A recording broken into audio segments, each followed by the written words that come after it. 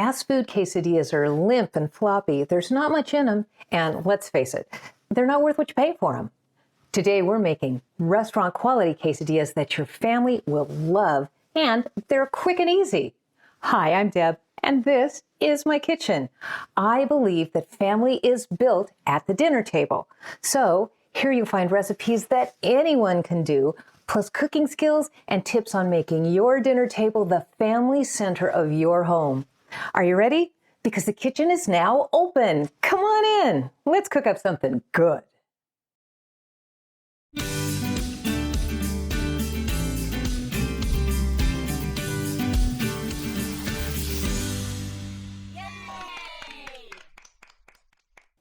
For my restaurant quality quesadillas, the ingredients I'll be using are extra virgin olive oil, frozen grilled chicken strips, I prefer Tyson brand, burrito-sized flour tortillas, shredded cheese, finely chopped onions, and finely chopped cilantro. Heat a skillet over medium-high heat. While heating, add 2 to 3 tablespoons of olive oil.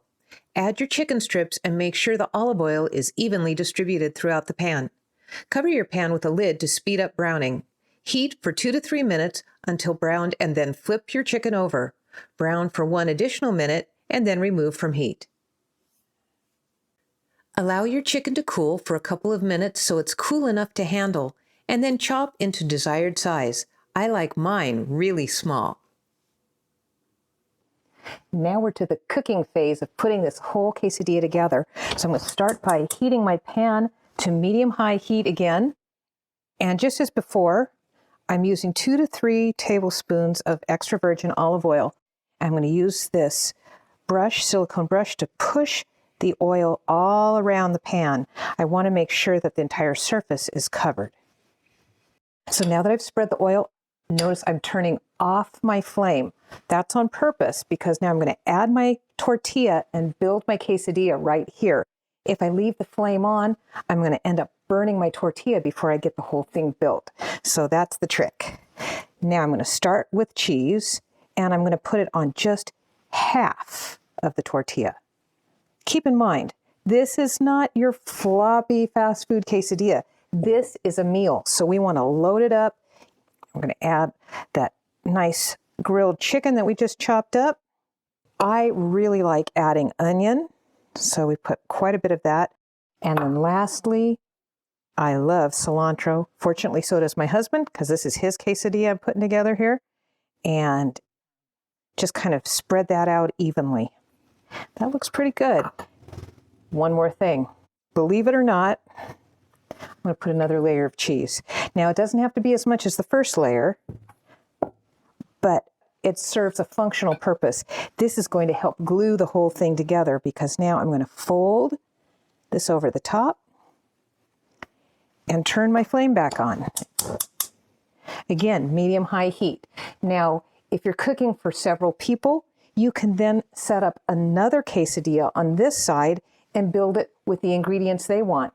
If you're feeding a tribe, you can even get additional pans going. I've done that so that I can get them all done a lot faster. So now we're just going to let this cook on this side. It's probably going to take about 3 minutes. So give me about 3 minutes and we'll come back and we'll take a look. I'll show you what it should look like. Okay, it's been about 3 minutes. I'm going to give it a little check here. Oh yeah, that looks good.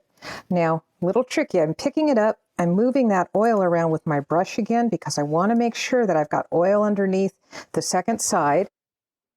And now we flip. Ah, beautiful. That's perfect. Nice and crunchy.